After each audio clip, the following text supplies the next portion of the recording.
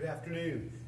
I want to thank the folks that have joined us today. You'll hear in a few moments from Commissioner President of the Franklin County Board of Commissioners, Erica Crawley, Director Bernita Reese of Recreation and Parks. But I also want to thank Dana Watson, President of the Columbus NAACP, Stephanie Hightower, President and CEO of the Columbus Urban League, Director Carla Williams Scott, our Director of the Department of Neighborhoods, and Dr. Howard Washington, pastor of Second Baptist Church. As you all know, I grew up attending Columbus City Schools. Some of the most impactful and memorable memories of childhood was with teachers, amazing teachers. Ruth Hale was my teacher in the 4th grade at Brentnell Elementary School. I never worked harder, and I never learned more than from her. I had professors from, Rhodes and Oxford scholars and folks with PhDs from all over the place, but I never had a better teacher than Ruth Hale. She loved me, and I loved her, and stayed in touch with her right up until we lost her way too early. There's Chris Lisi, my 7th and 8th grade math teacher at Dominion Middle School, who taught me that I could love academics as much as I did athletics. And I never felt more confident in studying and learning math than when I was under his tutelage. And then there was Albus Moore, my high school speech and theater teacher. He helped me find my voice literally and figuratively. Powerful influences in my life right here in this city. Columbus City School teachers. I would not be here today without teachers and coaches. And I know many others have similar stories.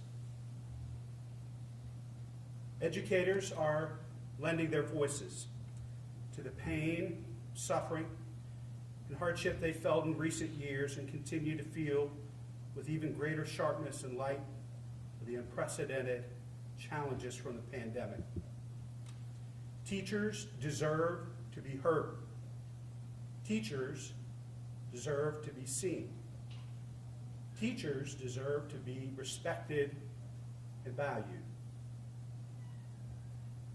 What's important now is for both sides to engage with one another, to keep an open mind, to embrace empathy, reason, and understanding, and to move quickly and constructively toward a responsible solution. And everyone needs to do this while keeping students at the forefront of every discussion. Our children have endured too much to be told once again that they won't be returning to school with their friends, their teachers, and their coaches. They've already lost out on too many experiences and traditions because of forces beyond their control. Their families have sacrificed too much just to be put in this position again. But I'm confident that there's a pathway forward.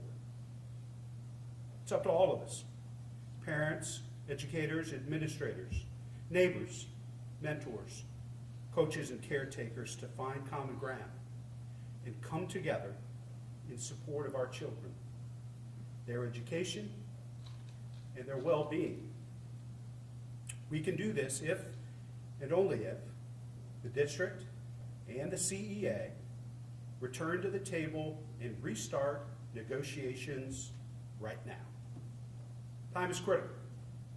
Families and children all across Columbus are counting on you to reach a resolution and restore a sense of certainty and stability to the lives of our young people, our families, and our teachers before it is too late. I would I'd now like to invite the President of Franklin County Board of Commissioners, Erica Crawley, to the podium. Madam President. Thank you, Mayor. Thank you for everyone who is joined with us today. Thank you, Mayor, for putting together this press conference to really address the moment that we're in right now. I want to be clear and say that I respect and support our teachers and their right to strike. That is the collective bargaining process, and their vote yesterday was their voice, and it was heard. Since I have been a legislator and now a leader here in this county, my time as an elected official has been standing with our teachers, trying to understand the issues that they have been facing and supporting our children from pre-K to third grade to fifth grade to college, and what we need to do as leaders to support those efforts. And so I know that the vote that they took yesterday was not one that they took lightly. But I've also been in communication all these years with our Board of Education members, and know that we all have the same goal in mind. And coming back to the table today will be reassuring to our families and to our students that we have the same goal in mind, and how we get there may differ right now, but we can find a path forward. As the mayor said, we have to remember to keep our children at the forefront as they have been struggling these past 2.5 years through COVID, missing out on their friends. We know learning loss is a real thing. And we want to be able to give them some stability, and that they know that we as elected leaders are accountable, that we can put our differences to the side and come to the table when it matters. It no longer is relevant who was at the table and who wasn't. We all can support those who want to come to the table today. And so myself, along with my colleagues at the Franklin County Board of Commissioners, stand ready to support the city as they try to make sure that our students have resources and a place to go, and food and things of that nature. But we also support the CEA as well as our board of elected leaders to come to the table to find a resolution so that our children can be in an environment that supports their learning, supports their ability to thrive and not just survive. So I know next up is Director Reese, and she'll give some more words, and we support all the efforts that she has as well. Thank you. Thank you so much, Commissioner Crowley. It is most of all important that we focus on our students, and that's our being. What do we do in recreation and parks? And that is, we want to make sure that our students are our number one thought process, our number one activity as far as what we provide for them. As we did this summer, we provided activities for them throughout the summer, and we will continue that as we roll into the school year. We want to make sure that our families know, as well as our children, that we are here for them all year long. That's our number one priority. Columbus Recreation and Parks, we're committed to supporting our children, the families, in this uncertain time. And this is an uncertain time, I think, for all of us. Our children have endured a lot during the pandemic: mental health stress, socialization, and other activities that they have not been able to endure throughout this time. We will open 9 geographically placed support student centers. That is to have a safe place for them to access their online and leave their lessons within the school system. We want to make sure that we begin this on Wednesday, August 24th. It will begin at 9 a.m. until 9 p.m.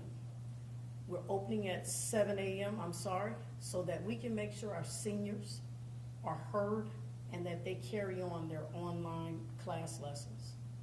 The west side, we will open Glenwood Community Center and Sullivan Community Center. On our east side, we will open Barnett, Blackburn, and Driving Park. Our south side, we will open Barrick and Schiller Community Center, and our north, Linden and Howard Community Centers. These are just a few sites that will open. as we have partnered with the YMCA, the Boys and Girls Club, nonprofits, and other organizations to make sure that we're providing these student support centers. We want to ensure that all children have a safe place to go to. So not just our 9 centers will open at 7, but the rest of our community centers will open at 10 a.m. on a regular basis, starting this Wednesday. We are working to service with our partners to provide daily meals for students, and we'll provide an update for you at a later time. Please check our website, columbusrecparks.com. Please know that we're here to provide a service to our students. Thank you, and Mayor Ginther.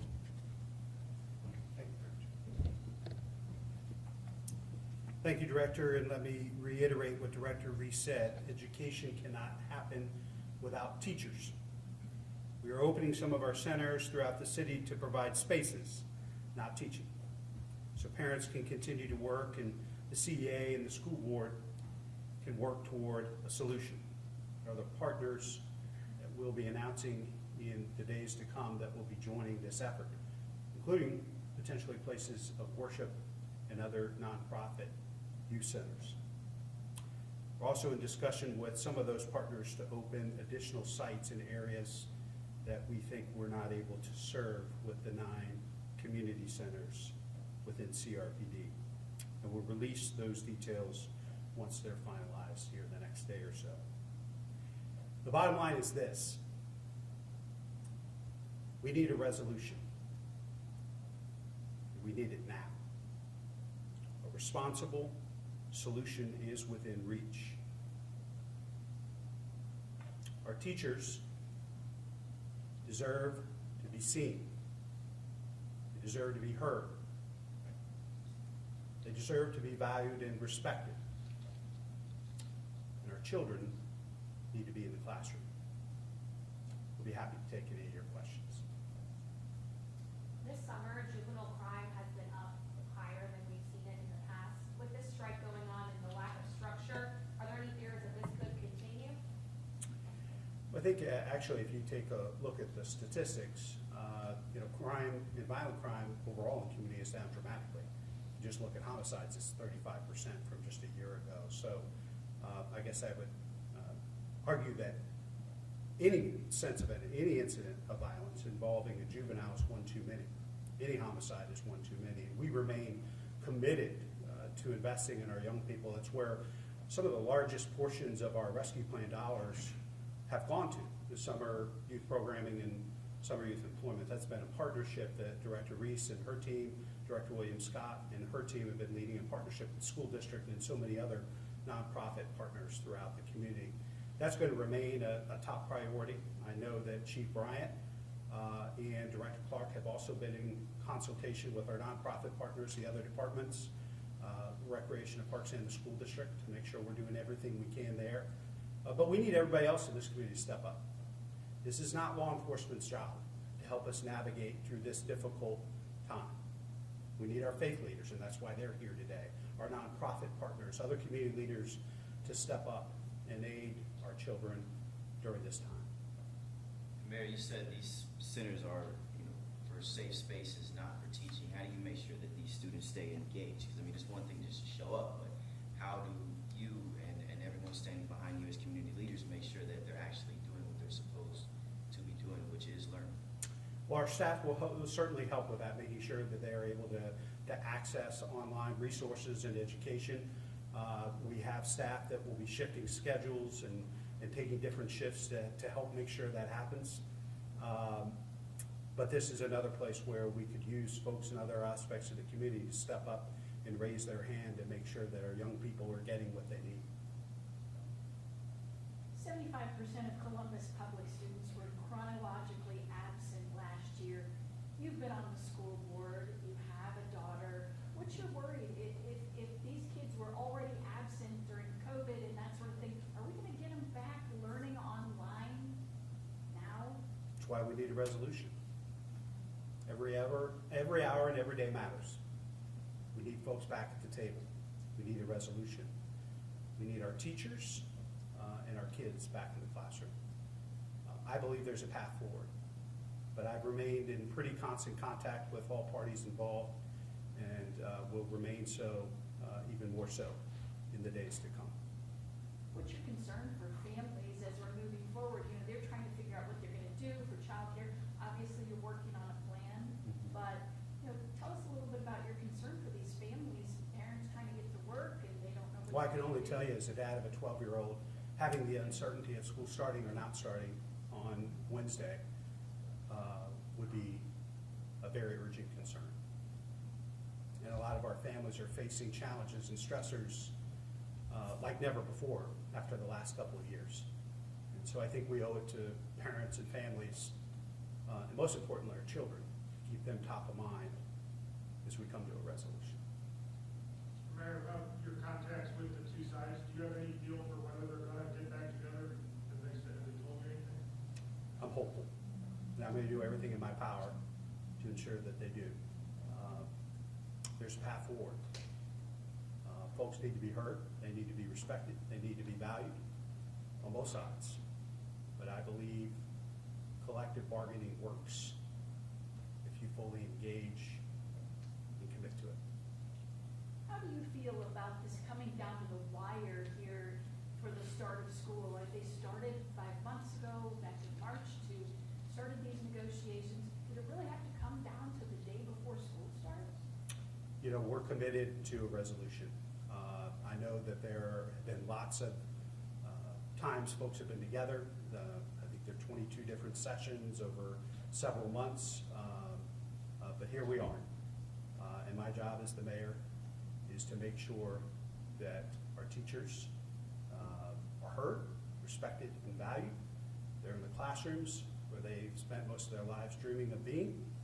They're teaching the kids of this community what they need and continuing to build and develop them, as you said, restore them. I think we're going to have to invest in our young people in a very significant way for the next 3 to 5 years, just to have some sort of a restoration of all that they've lost over the last couple. How long will these services be available for students? I mean, if this strike does continue for weeks, months, I mean, it's a strain on everyone, but are these services going to be available for people as long as this is happening? The city of Columbus is here to serve children and families, and we will do whatever we can to support young people in this community. I remain very optimistic that a fair resolution can be realized sooner rather than later. But it's going to take both sides coming together in good faith and with a commitment to trust and respect each other and put our teachers and our children first. Do you have a good handle on what their major sticking point is? Has that been shared with you? You know, a variety of different things, all things that can be addressed and dealt with. We need folks at the table to get it done. Thanks, everybody. We'll stick around if you have any other questions.